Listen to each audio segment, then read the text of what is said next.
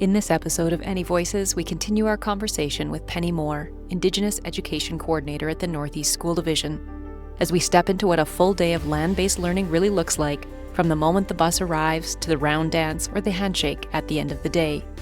We'll explore how each part of the experience is rooted in respect, relationship, and reconnection.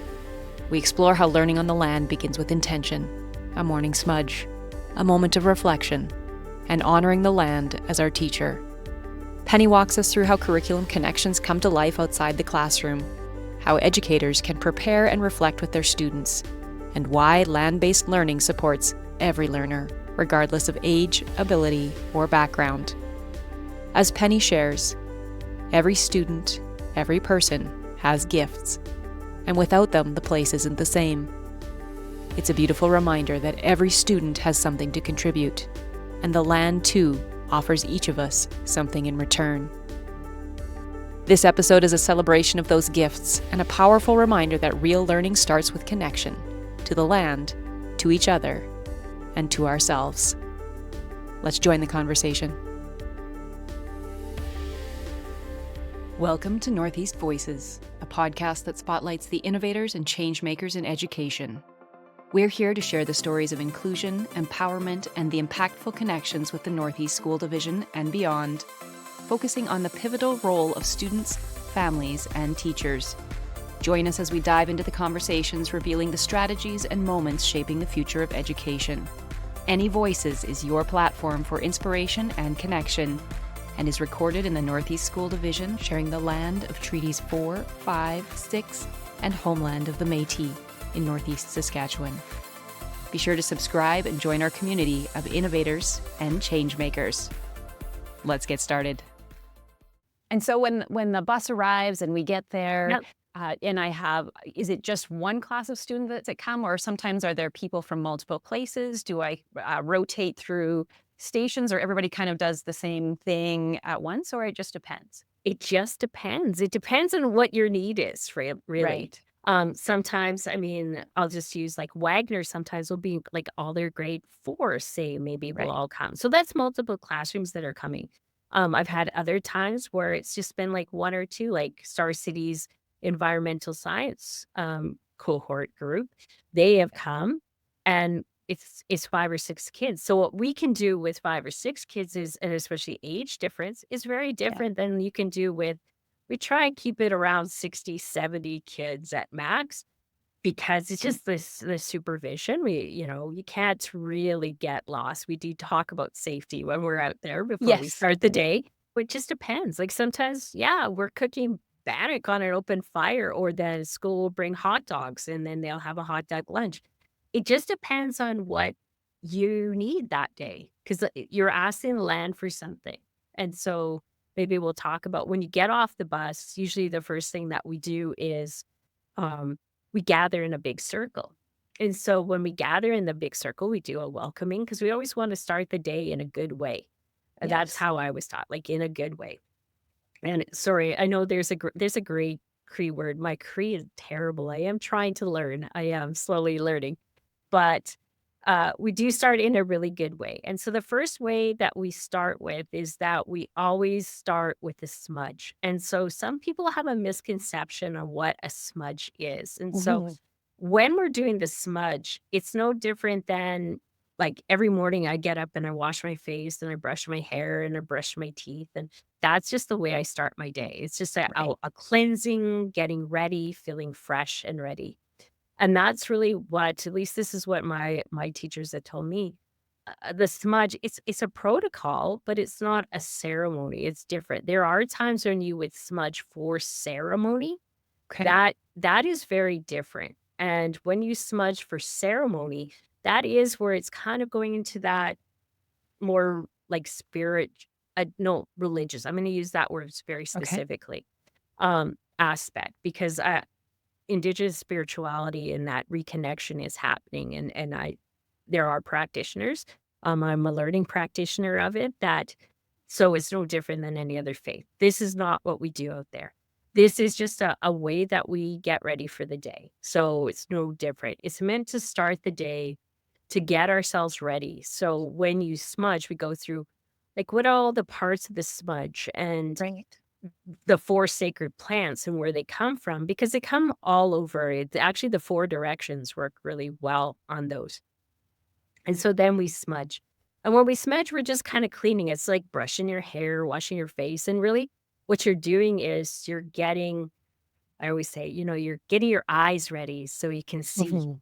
and you're getting your ears, like, you're cleaning your ears so you can hear only good things this day, and that you're getting like, helping your brain because then you can think good thoughts and have good thoughts and new learnings. You're preparing yourself, and you're gonna maybe smudge your mouth, so you're only gonna say good things, which is really important when you're Yeah. working with a bunch of groups of people. Yes. And then I always smudge my heart because I want to, like, cleanse my heart. That's the spiritual part of it, is that Mhm.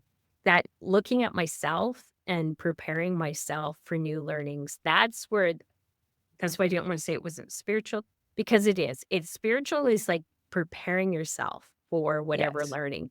And then sometimes we'll do the whole thing, and that's how I was like, how I do it. I use a shell, some other things. It's sometimes different, like our friends at Kiniston, they Mhm. use a little fry pan, it's very different. So, across even in Saskatchewan, nearby, we all have different ways of doing things. So, that's how I was taught, and I always invite if somebody else wants to do it, they could certainly come and do it. I'm okay Right. with that. So, we always start with a smudge, and it's not meant we're not, changing somebody's religion, and as Indigenous people, we're very respectful of others' religion and others' belief system. That's a strong belief of ours. So if you don't want to smudge, we never force anyone. That's not part of it. So if it's something that you're not comfortable or not ready for, we just ask people like respectfully, you just cross your arms and we do it in a circle. And when we're done, we're like, okay, great. We're done for the day. Now we're ready to learn. And so then the next thing that we always do is we take a little bit of tobacco, Right. and tobacco being like one of the sacred plants, we just take like a pinch of tobacco and everybody gets a little pinch of tobacco. And because our land is our teacher, we want to honor them and follow protocol. It's like giving a tobacco to an elder or a knowledge keeper for their teachings. They're going to give us something and we want to show gratitude. And so we always give a little bit of tobacco. We wanna thank the land and the air for being in the sunshine and all those things that we should be grateful for. Sometimes we can put that and then we go somewhere on the land, place that speaks to that student that they maybe noticed when they came in, and they go by themselves, not with their buddy or friends, so they're not giggly, and they are really reflecting on why they're at that land that day and those things that they're really thankful for. Sometimes they may be thankful for like a parent or a Mhm. grandparent or, their coach of their hockey team. I know usually hockey, well, sometimes we got a little overlap, but sometimes that Yeah. happens that all those things that you're really happy for your life, you're acknowledging them. You're saying you're thankful for them. And I think that's a really important part of it is that we need that self-reflection for students because I think sometimes we forget about teaching gratitude and that acknowledgement that others do things for us, right? So that's how we start. So we start with those two things and then everybody comes back and it seems like after that everybody's ready to learn. Like it's like we've reset, we're in a new space. We talk about like the safety protocols Mhm. and something if you want to go in the bush because we're surrounded by trees, Right. what are the rules we always say? If you can see me standing out here in the middle, you're okay. The second Right. you can't see me, either stay where you are or try and follow the noise because usually there's lots of kids. We Yes. could hear them and that just come back. But just kind of always use if you can see me, we're great. Maybe I Yeah. can't see you because you're 4 foot tall and the willows are five Yeah. feet tall or whatever. Yes. Um, we always use that kind of as a rule. And so sometimes we do there is something called risky play that we do out Mhm. there. And so that's not like where it's all I'm not saying that we're not safe, but that kids sometimes we all grew up, or at least I'm a Gen Xer. I grew up with like lots of risky play, maybe too much, but that sometimes that's missing from kids is that they don't like, they just don't appreciate that or they don't have that experience anymore. So sometimes, yeah. they get to have like a little hand saw and they might have to saw something. And that's something a lot Yes. of kids don't do, surprisingly, or they want teachers to do things for them. And I tell the teachers, no, like if you're there doing that, it's hard for teachers because they have to give up their control and power. That's it's harder on the Teachers like teachers to that are help. good. We are designed Oh, to help and solve problems. Probably the yeah, hardest thing as a teacher is to step but to create an opportunity where students are able to be challenged yeah, and supported, but they are there to work through it and try different solutions and find what exactly. works and what doesn't work and to persevere and to keep going. And I think that ties into the broad areas of learning that you mentioned before. And I just wanted to mention them. So when we talk about broad areas of learning, we talk about engaged citizen, a sense of self, a sense of community, and a lifelong learner. And so all of those pieces come together Absolutely. when they're on the land. So we're able to ground and start our day and then think it in. I like that moment of gratitude to think about, what do we appreciate? Who has helped us to get here on our journey through life? And then what are we going to learn? What am I looking forward to today? So then we're helping cut some of the wood for the fire. We're in different spaces. What else? What evolves after that in the day? Right, and it just depends on what those outcomes like, usually we Right. have, like, some games, always there's something physical, and I wanna point out that Loveland is not off limits for any student. So, if you have, students that just need that extra support, I don't want you to feel that you can't ever bring them. Sometimes that with some students, maybe they need an aid, and maybe their day is that some students, they get to just walk walk in the outside and get some Yeah. fresh air, and that's a great thing for them. In terms of mobility issues, that we're constantly working on that, and we're constantly looking at better ways to improve that. But like I said, it is a natural space. I am kind of limited on that, but it is something that I'm trying to figure a way that if say you need some devices to help with mobility, how can we make it so that that person can be there? Because it is for everybody. Everybody has, like, gifts that's the thing. Every student, every person has gifts, and so without them, the place isn't the same. So I really wanna make sure that teachers know that everybody is welcome, and we will adapt, and we will make things so that everyone feels that they have a place and a place of learning out there. Yeah, So it sounds like the best thing to do is if you're curious about Loveland, reach out to Penny, ask yep, any questions. And if you are wondering, or if you want to talk to a teacher who's been out there before, Penny will be able to connect you with lots of teachers who have been out to Loveland. absolutely. Yeah, As a teacher, I'm thinking, so I booked a time with you. We've kind of worked out we're going to include some science and a little bit of math and some social and some health because that's grounding in looking at ourselves and how are we doing and what can we possibly learn from the land and what can it teach us? yeah. How is it a good idea to prep my students before I get there? Are there some lead up things that I would do as a teacher or Um perhaps some wrap up and reflection after? Oh, absolutely, because there is those curricular connections. Yes. Sometimes for some teachers, it's like, "Oh, we have been talking about" say grade 4. You've Yes. been talking in social studies, looking at, like, the Métis and things like that, or maybe Yeah. that's where our lessons are about. Then you can follow up. We've been talking about assessment. What a Yes. great time that maybe if this is a wrap up and you go out there and you see your students engaged and you hear them speaking, they're providing that evidence on the land in a different way to show Yes. you that, yes, they've reached that outcome because they're experiencing it.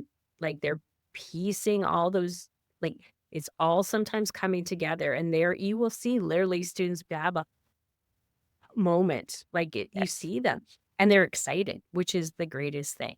So being out there, yeah, it just depends on where you are in your school curriculum or what your plans are.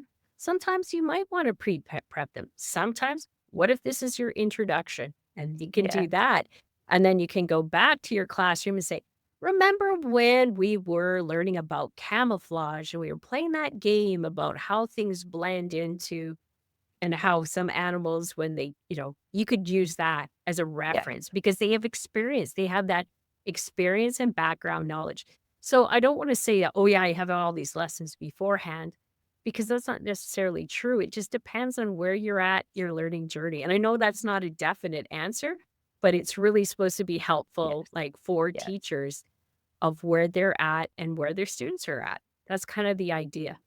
I think that's the exciting part. No matter where you are in your journey through the year, whether you're just starting in the fall and you Yeah. you know that September is going to have some beautiful weather and you want to start the year off and get outside, you can think about the outcomes that are coming up and create that experience because like Penny shared, we know that our brains function better learning new things when we have an experience to connect them to. So if that experience is helping to activate prior knowledge or getting students outside and seeing different parts of Saskatchewan and what it's like, whether it's the Sure. grass or the trees, or there is a creek that runs through it, a Yeah.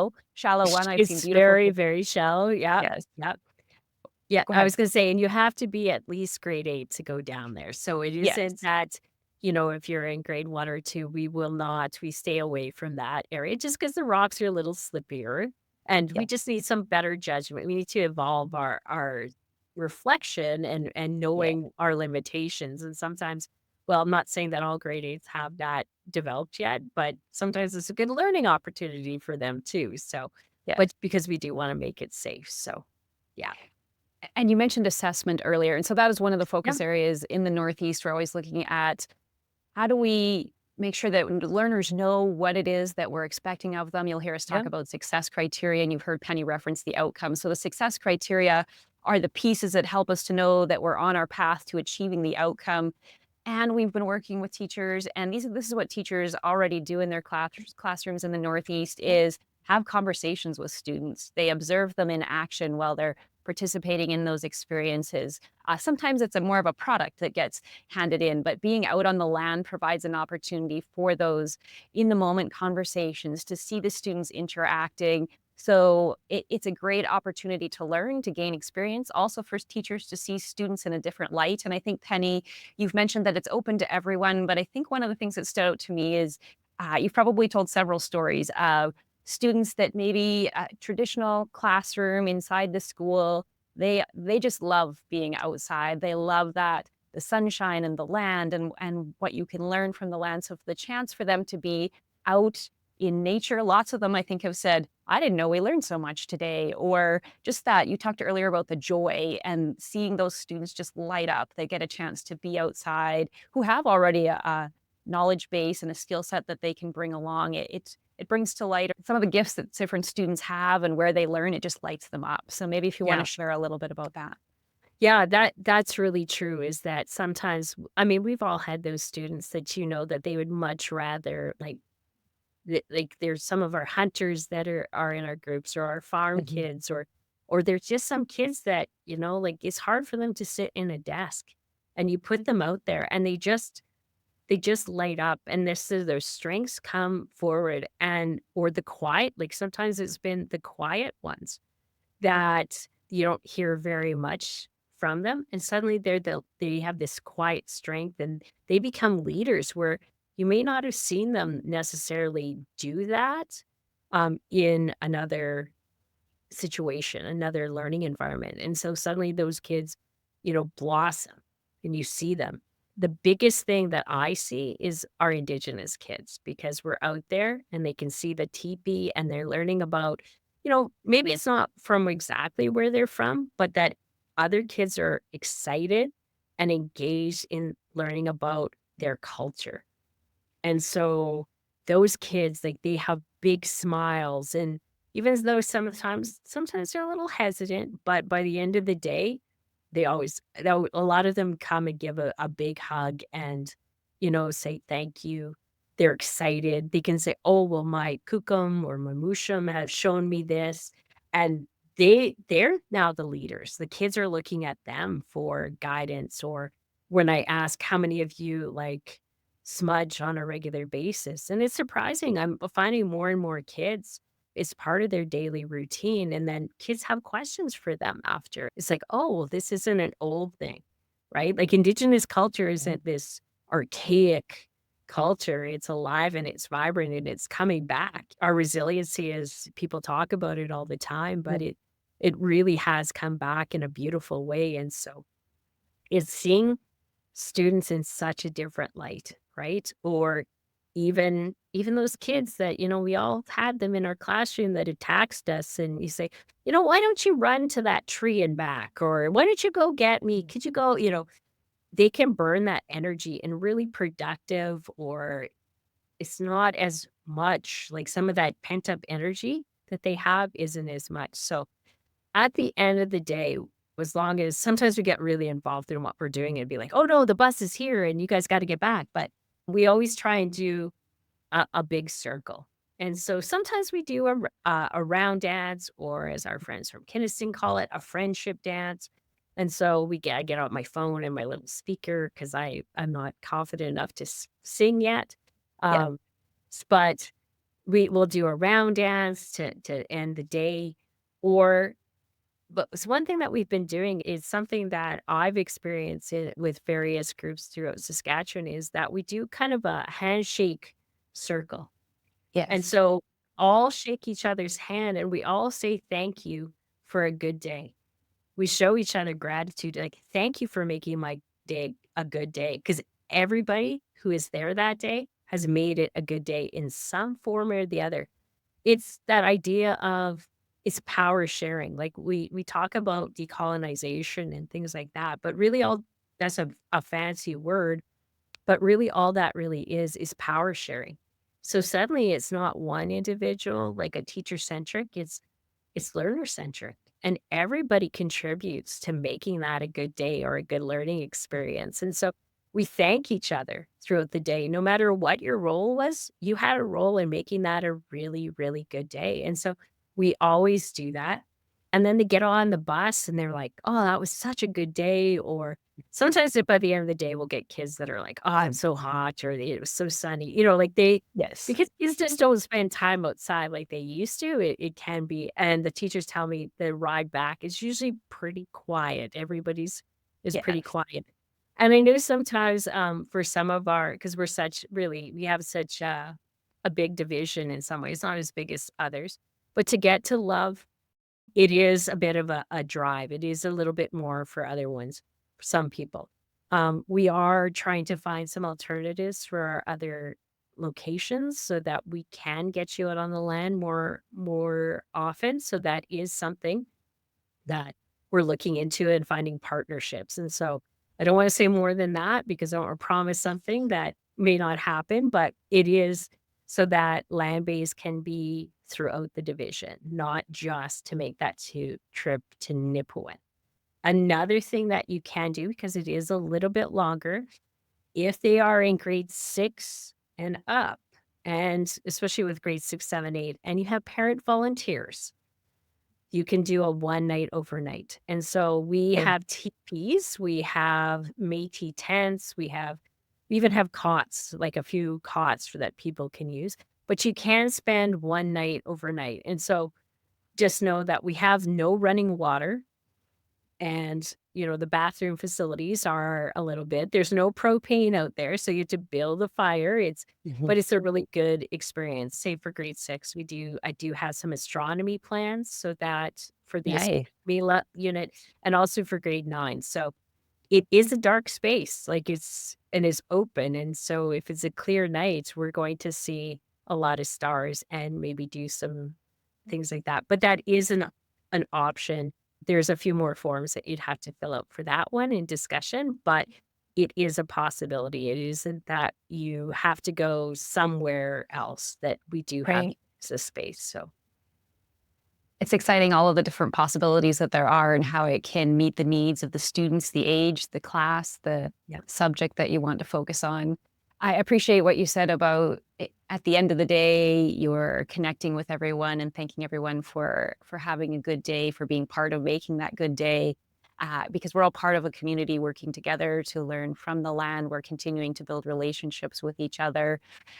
As we kind of wrap up this section, we're going to do a parent, what if my Yep. child's going to Loveland? We're going Yeah. to have that conversation in just a moment. But if you think back to teachers that you've worked with in the last couple of years in this role, what are some of the key takeaways that teachers have had or things that they've said when they've come to Loveland, they've worked with students, and then they go and they reach back out to you after? What are some of their takeaways? I think for teachers, one of the big takeaways is that, and this is something I hear quite a bit, is that they don't feel comfortable sometimes with some of those teachings to infuse. And we're not talking to indigenize. I don't really like that term, Right. but to incorporate, because it's part of a curricular thing. And they say, I don't have the background, I don't have that knowledge. And so for teachers, this is almost like PD for you in a Yes. safe place that honors the teachings and how you can make it authentic. Like that's the key. Like we never force anything. If I can't find a connection, we're not going to do it. And sometimes I do reach out Yeah. to others to say, any thoughts on this one? Like this is a tough Yeah. one. Sometimes there isn't those connections that are as solid as others. They also appreciate the fact that they don't have to be the sage out there, right? Yes. That you don't have to know everything. And it's kind of refreshing and yet scary about allowing yourself that freedom to learn alongside. And that's the big part of it. That's what I hear about teachers like, wow, that was a really good day. And because we all care about our students, even the ones that sometimes those kids, like when you Yes. see them and you see them in a different way and you see how they grow, just doing a couple things or they're taking risks or they're engaging, that's where you feel that was a good teaching day. Like it does then come back to you that maybe you're not the expert, but you know what? You've provided that opportunity for those learners. So that is where it becomes like a really it just makes you feel good. I mean, that's the reason why I hope that's the reason why people became teachers was because we wanted those opportunities and see those kids light up and understands a little bit more. So those are the times. And just to get out of the classroom from teachers, they forget that you're in those. I taught for a long Mhm. time. I put in way too many 12-hour days, Yes. that you're there early and you leave late. And so you don't get to be on the land and you forget about how that grounding and that connection really, it does change you. Like it really does change you. So um, that's where it comes from for the teachers. It's they learn, right? They become learners, they become facilitators, they become part of a community as well. Like there's see their students in a different way. And so that's where that enrichment for teachers come from. I hope that kind of answers the roundabout Yes, way. yes, because Yeah. Honey will come back, to the division office, and we'll have some conversations, and she'll share some of the stories that have happened, and I think my favorite moments are when the students light up or they get that moment, they see it, they make that connection, and I think what Yeah. you just did was described the shift in teaching. So as teachers, we're looking to strategically create the opportunities for students to Yeah. have those experiences. We're looking at assessment as a way to communicate where students are at in that moment. Learning is never Yeah. done. We are lifelong learners. It happens through conversation. It happens through observation, which is seeing them engaged in the different activities and the experiences. It means knowing what is our curriculum looking for and what are the criteria that I'm looking for where students are at so we can better communicate Yeah. what they're learning, where they are, and how do we continue to move forward. And I think that's where education is continuing to evolve to, and there are so many different ways to reach those goals. As we close today's episode, we invite you to take a moment, just as we do with the students at Loveland, to reflect. What are you grateful for? What did you learn today? And if you stop to listen, how might the land around you be offering something you haven't noticed yet? Penny reminded us that everybody has gifts, and without them, the place isn't the same. The land welcomes every learner, every teacher, and every story. It holds a space for reflection, discovery, and healing. And when we return to it with openness, it becomes not just a place we visit, but a teacher we carry with us. So whether you're planning a visit or simply walking your own path as an educator, if today's conversation has sparked something within you, consider that there's more to explore. In our next episodes, we dive into the role of smudging and offer parents an overview of what to expect when your child visits Loveland and how you too could be part of the experience. So stay curious and keep listening to your students, to your heart, and always to the land. Thanks for listening. Thank you for joining our community of innovators and changemakers. We hope the conversations and stories have ignited a spark within. We'd like to express our gratitude to our dedicated Northeast educators. Until next time, remember to subscribe to Any Voices and join us on the next episode as we share the stories of learning shaping our future. Thanks for listening.